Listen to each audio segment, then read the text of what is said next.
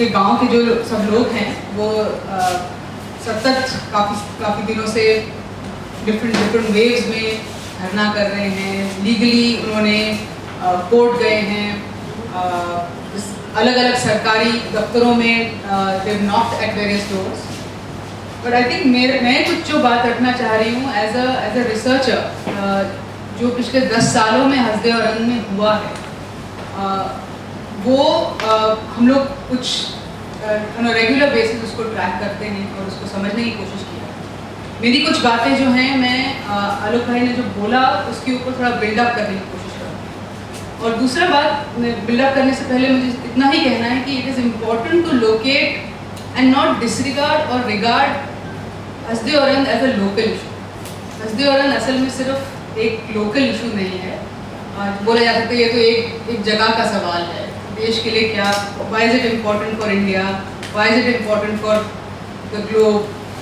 हसदे औरंग को इस पूरे व्यवस्था से जोड़ने की बहुत आवश्यकता है।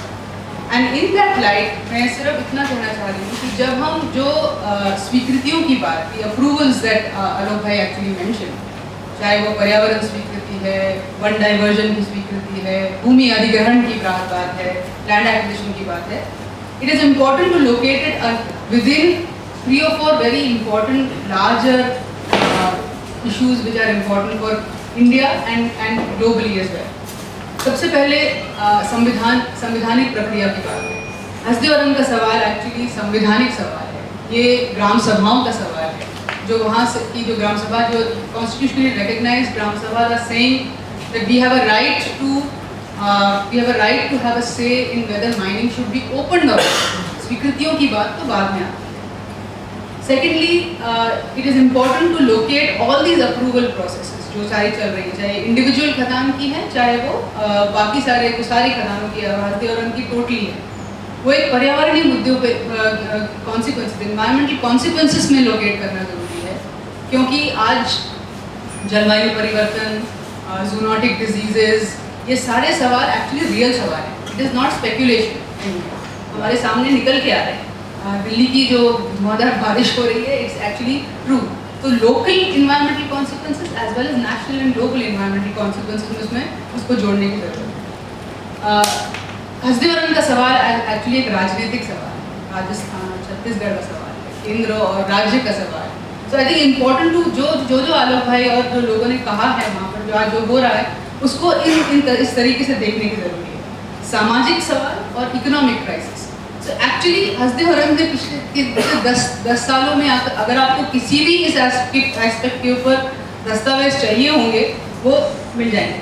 मतलब इतना तरह से वहाँ पर डॉक्यूमेंटेशन हुआ है और हर सवाल के ऊपर खूब सारा मंथन हुआ है और सवाल को देखते हुए बोला गया कि for all these reasons, it is for all these reasons that mining in Hasdeo Arand should not be open. It's not just a local livelihood issue.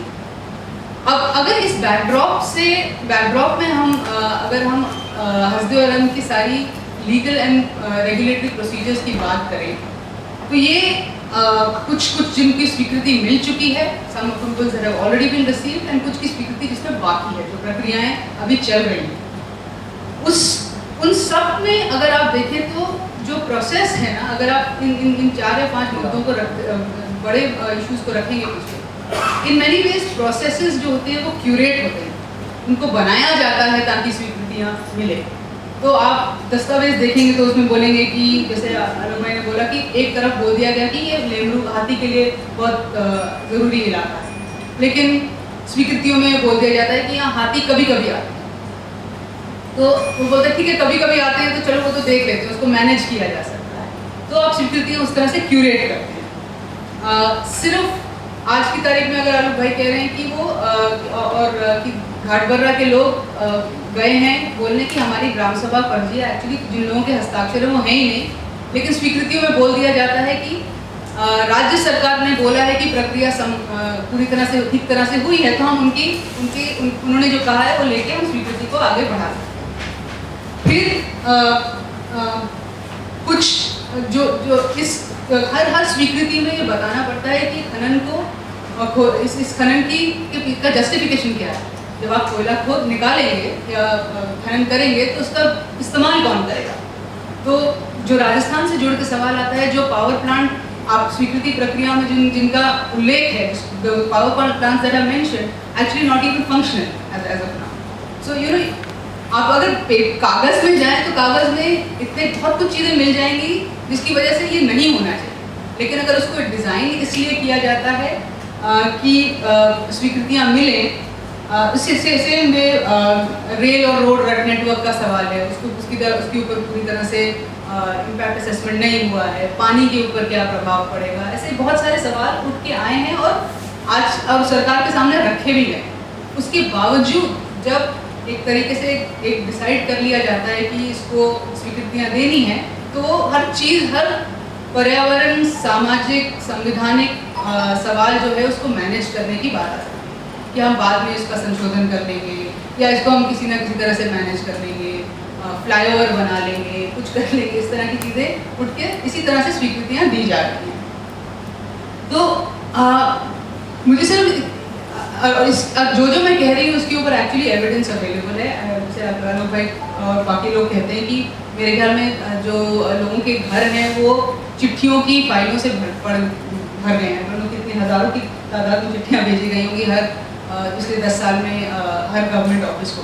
And just looking at that will show you कि आज की तारीख में अगर हसदे और रंग की सारी खदानों को भी लीगली अप्रूवल मिल जाए, अगर लीगली उसको सैंक्शन मिल भी जाए, हसदे और रंग की खनन की जो पूरा खनन की प्रक्रिया जो शुरू होगी उसमें ना सामाजिक सैंक्शन रहेगा, ना सामाजिक लेजिटिमेसी रहेगी, ना एनवायरमेंटल लेजिटिमेसी रहेगी। इट इज़ नॉट हसदे और रंग mining may get all legal approvals, all regulatory approvals, but neither will it be socially legitimate nor environmentally viable. 6-8 महीने के अंदर जो भी चीजें बदली हैं, सरकार ने सारे नियमों को दरकिनार करके और हस्तियों में खनन की प्रक्रियाओं को आगे बढ़ा दिया। दूसरा जो सवाल है समुदाय का विरोध, 2012 से ही समुदाय यहाँ पे विरोध कर रहे हैं क्योंकि संविधान का 5वीं अनुसूचित इलाका है। 2014 में 20 ग्राम सभाओं ने यहाँ पे प्रस्ताव किए थे कि हम खनन की इजाजत नहीं देंगे, कोल ब्लॉक का आवंटन मत करिए। बावजूद इसके मोदी सरकार के द्वारा 7 कोल ब्लॉक के आवंटन हुए हैं। 2014 से 2017, 2018 लगातार हस्तियों के जो गांव की आदिवासी ग्राम सभाएं हैं और गांव के लोग उन्होंने विरोध किया। और आपको पता होगा कि ये जो वन क्षेत्र है, किसी भी वन भूमि का डायवर्सन तब तक नहीं हो सकता जब तक कि ग्राम सभा की सहमति नहीं होगी। 2018 में अडानी कंपनी के द्वारा, क्योंकि सारी जवाबदेही अडानी कंपनी की है, अडानी कंपनी के द्वारा पल्सा कोल ब्लॉक के जो प्रभावित गांव हैं उनके 3 गांव की फर्जी ग्राम सभाएं करवाई। उस फर्जी ग्राम सभा के खिलाफ लोगों ने लगातार 75 दिनों तक 2019 में धरना किया। 2021 में लोग 300 किलोमीटर पैदल चल के रायपुर पहुंचे, मुख्यमंत्री और राज्यपाल से मिले कि फर्जी ग्राम सभा की आप जांच करवाइए, ये गलत हो रहा है, हम खनन की इजाजत नहीं देंगे।